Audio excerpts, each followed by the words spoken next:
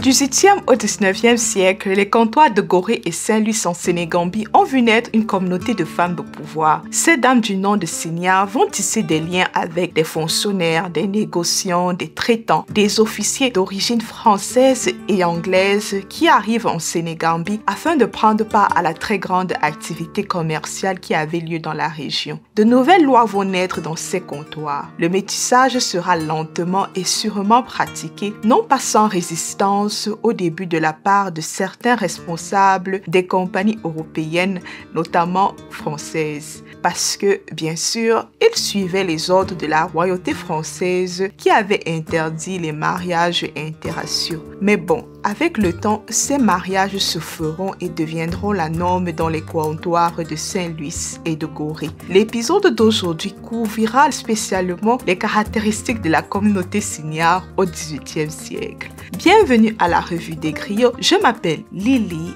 et c'est parti pour un autre voyage en territoire sénégambien.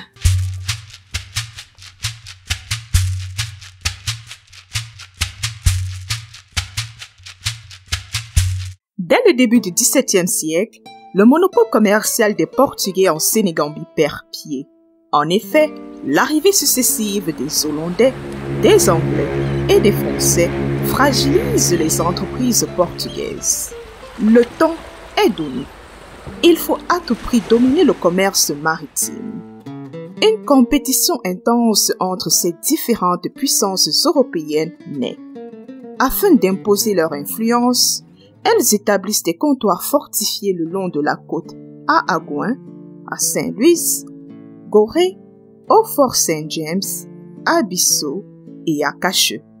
Ces comptoirs servent d'entrepôt avant tout pour les esclaves dont la traite devient dès la deuxième moitié du XVIIe siècle l'activité la plus importante des puissances européennes sur la côte d'Afrique. À partir de 1621, les Hollandais s'implantent à Gorée. Les Français, quant à eux, occupent l'île de Saint-Louis en 1659, pendant que les Anglais construisent à l'embouchure du fleuve Gambie le fort Saint-James. Les Français bâtissent un fort à Saint-Louis.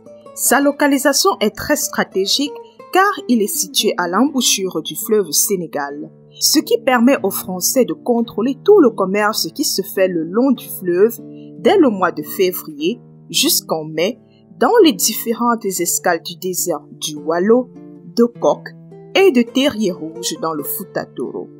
L'île de Saint-Louis devient une plaque tournante du commerce maritime sénégambien. Gorée, quant à elle, est aussi le théâtre de la même effervescence.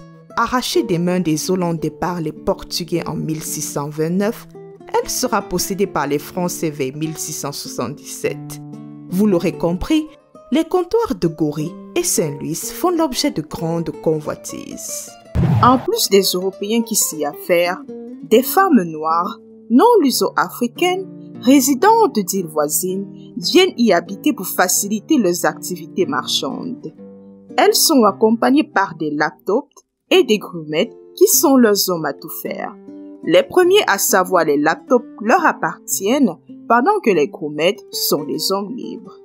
En portugais, grumet signifie jeune matelot, tandis que laptop veut dire en wolof celui qui se noie souvent. Dans la culture des comptoirs, la fonction de ces jeunes matelots va évoluer car ils deviendront au fil du temps des auxiliaires du commerce. Grumet prend aussi la signification de noie libre et chrétien, vu qu'au contact des Européens, ils finissent par se christianiser. Les laptops, quant à eux, sont des marins. Il est essentiel de préciser que la société luso-africaine, qui se compose des lançados et leurs femmes, est bien différente et distincte de la classe signare et de mulâtres qui a évolué dans les comptoirs de Saint-Louis et de Gorée dès la fin du XVIIe siècle et la première moitié du XVIIIe siècle. La classe signare s'est abreuvée des pratiques et modèles du monde luso-africain qui l'ont précédé pour faire émerger une société unique et particulière. Bon, maintenant que le contexte a été posé, nous allons explorer ensemble les différents éléments qui ont caractérisé cette communauté.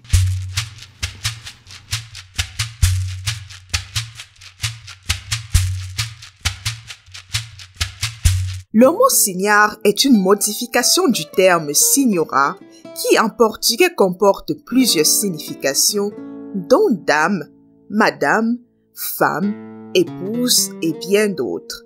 Les historiens situent la formation de la classe signare vers la première moitié du XVIIIe siècle. Lorsque la société signare de Saint-Louis Égoré émerge, la société luso-africaine est à son apogée. Ces dames métisses et noires se distinguent entre autres de par leur code vestimentaire et leur goût prononcé pour la coquetterie. En effet, les signares sont réputées pour le port d'un costume traditionnel qui ne passe pas inaperçu. Quand elles sortent de leurs habitations, elles se vêtissent d'une coiffe ou coiffure en pain de sucre qui, selon l'abbé Boila, un des premiers prêtres catholiques du Sénégal, porte le nom de Djumbel. Tout le long du XVIIIe siècle, la coiffe met en valeur une coiffure qui se compose de frisures sur les tempes et qui subira des changements dès le XIXe siècle pour se transformer en des boucles anglaises. Leur costume traditionnel, en plus de la coiffe, comporte une jupe, une chemise, des babouches de maroquin et de multiples pandas paraffins. Elles apportent une touche finale à leur tenue en se parant de bijoux en or en provenance de la région de Bambouk. Le port de ce costume traditionnel a pour but de s'affirmer socialement par rapport aux autres personnes du comptoir qui ne font pas partie de la communauté signare. Ce besoin d'affirmation se ressent aussi au sein de la communauté signare car les femmes signares ont besoin de se distinguer entre elles au travers du port des costumes de plus en plus raffinés afin de plaire aux Européens haut placés et éventuellement se mettre en couple avec eux. Dans leur quotidien, les signares troquent leur costume traditionnel pour des tenues un peu moins sophistiquées. L'influence des pratiques sénégambiennes se reflète d'ailleurs dans la vie de tous les jours. Elles portent parfois des chaînes de pieds en or et en argent. S'inspirant des femmes wolof, elles ont autour de leurs hanches des colliers de perles colorées. Lors des deuils, c'est pieds nus et vêtus de pagne et d'un boubou qu'elles pleurent leur mort. Dès la fin du XVIIIe siècle, les modes européennes, notamment françaises, vont concurrencer le costume traditionnel signare, mais ne vont pas réussir à le détrôner. L'aspect vestimentaire n'est d'ailleurs pas le seul domaine dans lequel les Européens établiront leur influence.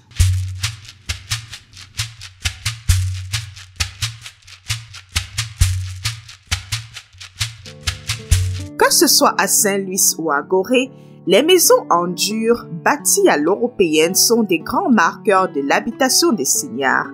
Au XIXe siècle, ces maisons sont construites en briques et crépillent en chaux et n'ont en général qu'un seul étage. La présence d'un balcon ou d'une terrasse n'est pas anodine. Les signares veulent voir et être vus. Le balcon est indubitablement un signe de prestige et de séparation sociale. Ce genre de maison ne représente toutefois qu'un faible pourcentage des habitations. Au XVIIIe siècle et même vers le XIXe siècle, ce sont les cases qui dominent le paysage saint-louisien et goréen. D'ailleurs, vers la fin du XVIIIe siècle, les maisons de signares ne sont pas exclusivement faites de pierre ou de briques, il y en a qui sont en paille. En plus de maisons et terrains, les signares possèdent une forte domesticité composée de femmes de différentes tranches d'âge. Elles vivent auprès des signares et sont communément appelées captives de case. Ces dernières jouent différents rôles dans la maisonnée. Les cadettes s'occupent des travaux liés à la préparation du repas, pendant que d'autres, beaucoup plus âgées, peuvent assumer les responsabilités de matrones. Les captives de case les plus jeunes portent le nom de rapareilles ou captives d'apparat. Ces dernières ont deux rôles majeurs auprès des signares. À l'intérieur de la maisonnée, elles font le service de table et à l'extérieur, elles escortent les signars partout où elles vont. Le nom de captive d'apparat n'est pas donné à la légère. En effet, de par leur riche parure, elles attirent l'attention sur elles et constituent l'expression de la fortune de leur maîtresse. Le groupe des Rapareils n'est pas le seul à être divisé sur la base de l'âge. Les signares elles-mêmes auraient formé vers le 19e siècle une société ou association appelée Mbotay où toutes les signares de la même tranche d'âge se rencontraient. Mbotay est un mot wolof qui signifierait assemblée de plusieurs personnes en conversation, société ou peuple. Il y a très peu de sources historiques qui expliquent la structure interne de cette association. D'après certains historiens, il y aurait une des Mbotay pour les jeunes filles à marier et d'autres pour des femmes mariées âgées de plus de 40 ans. Lors des mariages, des naissances et des funérailles, les signares du même Mbotay se réunissent et contribuent matériellement au bon déroulement de ces événements. Les Mbotay sont aussi derrière l'organisation des Folgar, une sorte de grand bal où se mêlent des danses, du divertissement et du business. Car ce bal sert aussi d'occasion pour parler affaires avec les différents Européens qui s'y rendent. Le Folga n'a pas commencé avec l'apparition du Mbotay. Il existe depuis le XVIIIe siècle et a toujours été à l'initiative des signares. Toutefois, c'est vers le XIXe siècle que les Mbotay de signares, c'est-à-dire les associations officielles de signares, vont prendre le contrôle de son organisation.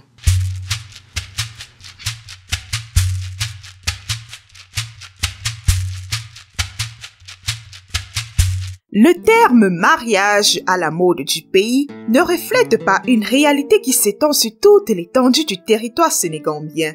C'est la raison pour laquelle, d'après certains auteurs, les unions entre les signares et les Européens auraient dû porter le nom de mariage à la mode des comptoirs au lieu de mariage à la mode du pays. En effet, les mariages à la mode du pays ne sont pratiqués qu'au sein des comptoirs de Saint-Louis et de Gorée. Il en existe deux types. L'un est celui des Européens avec les signares, qu'elles soient métisses ou noires. C'est un mariage temporaire. Il ne dure que le temps de la présence de l'Européen sur le territoire. Le deuxième type de mariage est le mariage définitif. Comme son nom l'indique, les personnes qui le contractent veulent rester mariées pour toujours. Elles cherchent donc à le faire célébrer soit par un prêtre, soit par un notaire. Toutefois, avant l'année 1817, à cause des différentes occupations anglaises dans les comptoirs de Gorée et de Saint-Louis, il est rarement célébré par les prêtres catholiques ou par les institutions civiles qui, du fait qu'il soit officié par eux, lui attribuent un statut légal. Il concerne 3 groupes de personnes. Le minuscule groupe d'Européens qui s'installent définitivement dans les comptoirs et le signard, le groupe de métis et leurs signares métis, le groupe des gourmets ou grumettes qui s'unissent entre eux. Le type de mariage qui nous intéresse est le mariage temporaire, car c'est celui qui est le plus pratiqué dans les comptoirs jusqu'à sa disparition à partir des années 1830, due en partie à l'application du Code civil français au Sénégal. C'est à ce type de mariage qu'a été associé le plus l'expression mariage à la mode du pays. Le mariage temporaire est vu par l'Église comme une forme déguisée de concubinage. Bien qu'il soit reconnu par les autorités européennes des comptoirs et par la famille de la signare, il n'est pas approuvé par l'Église catholique qui lui confère un caractère illégal. Il tire son origine de 2 facteurs, notamment la rotation du personnel européen qui a des contrats de travail de courte durée, l'absence et l'irrégularité d'institutions civiles et religieuses dans les comptoirs. Les Européens qui arrivaient dans les comptoirs sont soit célibataires, soit mariés. À cette époque, les voyages en mer étaient très longs et périlleux. Par conséquent, il était rare que les épouses accompagnent leur mari. La plupart de ces Européens avaient des contrats de travail qui ne duraient pas plus de 3 ans. Ils étaient donc enclins à se marier de façon temporaire, vu qu'au terme de leur contrat, ils devaient retourner à la métropole. C'était la forme d'union qui les arrangeait le plus. De plus, l'absence ou l'irrégularité de prêtres catholiques n'a pas aidé. On a de longues périodes comme de 1794 à 1817 où aucun prêtre ne dessert la communauté de Saint-Louis. Cette absence de prêtre est en partie due aux occupations anglaises. Quand les Anglais prennent Saint-Louis des mains des Français, les habitants de Saint-Louis, notamment les signares, voient très rarement des prêtres catholiques. Il y a une occupation anglaise qui va de 1758 à 1779 et l'autre qui va de 1809 à 1817. Les Français et les Anglais, les gars, ils jouaient au ping-pong avec le comptoir de Saint-Louis. Et pendant ces années, les signards se sont naturellement mariés aux Anglais. Les Anglais, à cette époque, étaient de fervents anglicans qui refusent la présence de prêtres catholiques à Saint-Louis, mais tolèrent tant bien que mal le catholicisme des signards. Ces derniers restent très fidèles à cette religion que les Français leur ont laissée. Quoique c'est un catholicisme pas très authentique, hein. Il est un mélange d'islam et de croyances traditionnelles sénégambiennes, notamment Wolof. D'ailleurs, le catholicisme n'est pas le seul à subir les influences Wolof. Le mariage temporaire est très semblable au mariage Wolof environnant. En effet, lorsqu'un Européen désire épouser une signare, il demande son consentement et celui de ses parents. S'il l'obtient, une grande fête est organisée pour célébrer l'union. Cette fête dure 3, voire 4 jours. Durant la célébration, l'Européen verse une dot. L'annonce publique de la virginité de la mariée est l'événement le plus attendu car il est gage de la vertu de la signare. C'est accompagné d'un cortège de griots, de musiciens et d'invités que les parents de la mariée se pavanent dans les rues en brandissant fièrement le drap blanc taché de sang sur lequel les époux ont consommé leur union. Bon, voyons, vous êtes tous intelligents. Vous imaginez bien que ce n'était pas toujours du sang humain qui se trouvait sur ces draps blancs. Parfois, les draps étaient tachés de sang de poulet ou de colombe. Il fallait bien ruser pour masquer le fait que nos tantines là avaient souvent des moments d'égarement. Une fois mariée, la signare prend le nom de son époux. Les enfants issus du ménage, quant à eux, portent le nom de leur père. L'union ne prend fin que lorsque l'Européen quitte le comptoir et la signare a la certitude qu'il ne reviendra plus. Afin d'officialiser la séparation, un rite d'adieu a lieu. Durant ce rite, la signare seront à la plage pour ramasser le sable sur lequel son mari a posé ses derniers pas. Elle place ce sable dans un mouchoir en coton et de retour à la maison, elle met le mouchoir au pied de son lit. Dès cet instant, elle a le droit de se remarier et de faire d'autres enfants. Il est donc habituel qu'une signare se marie plusieurs fois tout le long de sa vie. Comme il est habituel qu'une captive d'apparat devienne une signare une fois qu'elle se marie à un Européen, c'est une forme de promotion sociale. La captive perdait son statut d'aliénée grâce à son statut de femme mariée à un Européen. Bon, ça serait quand même un blasphème si je terminais cet épisode sans vous parler des fondements de la richesse des signards. Ces dames, c'étaient les boss ladies du XVIIIe siècle. On vous dit, femmes entrepreneurs, power ladies. Elles ne blaguaient pas les tantines.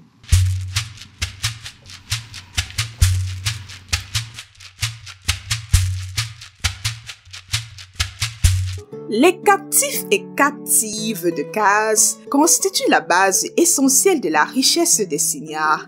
Certaines signards louent les services de leurs captifs à des compagnies européennes en contrepartie d'une rente.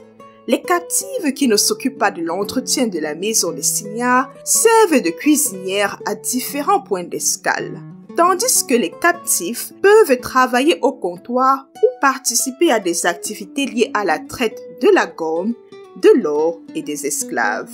À part les revenus locatifs, il y a des signards qui jouent un rôle non négligeable dans le monde de la traite. Quand les captifs ne travaillent pas pour le compte des compagnies européennes, ils sont au service de leur maîtresse. Grâce à leur connaissance du territoire sénégambien, ils voyagent à l'intérieur des terres pour pratiquer la traite de l'or et de la gomme. Certaines signards font elles-mêmes le déplacement dans la zone du haut fleuve à bord de leur bateau. Jouissant d'une bonne réputation et d'une solide maîtrise de la langue wolof, elles s'y approvisionnent en tissus qu'elles vendent à des princes sénégambiens et à des marchands. Je vous vois venir. Je sais que la question qui brûle vos lèvres en ce moment est de savoir si elles ont directement participé à la traite négrière. La question a 1 million de francs CFA. Il n'est pas exclu qu'un faible nombre de signares puissent l'avoir fait. Les sources historiques restent très vagues à ce propos. Certaines sources affirment qu'à défaut d'éléments qui prouvent leur participation, elles n'y ont pas pris part, tandis que d'autres indiquent une supposée participation. La plupart de leurs revenus reposaient sur la traite de la gomme, du textile et la location des captifs. Les auteurs de la fin du 19e siècle ont pendant longtemps offert une description exotique et limitée des signares. Cette description négative vient s'ajouter à celle de certains auteurs européens du 18e siècle qui voyaient en des signares des femmes cupides, paresseuses, des aguicheuses prêtes à tout pour manipuler les Français et Anglais en position de pouvoir afin de s'élever socialement. La réalité est beaucoup plus nuancée que cela. Les signares sont des femmes entreprenantes qui ont su établir un réseau d'influence, que ce soit à l'intérieur des comptoirs de Saint-Louis et Gorée ou à l'intérieur des terres sénégambiennes. Il y a eu des mariages qui étaient basés sur un respect mutuel, de l'affection et non simplement sur la base d'intérêts réciproques. De plus, vers le 18e siècle, se mettre en couple avec un signare était souvent une question de survie. Nombreux sont les Européens qui mouraient à cause des maladies tropicales. Les signares utilisaient la médecine traditionnelle pour les maintenir en vie. Si vous avez apprécié cet épisode et que vous aimeriez aller plus loin, par exemple connaître les causes de la disparition des signares, faites-moi savoir dans les commentaires et je vais vous préparer un épisode tout frais. Allez, à la prochaine les gens.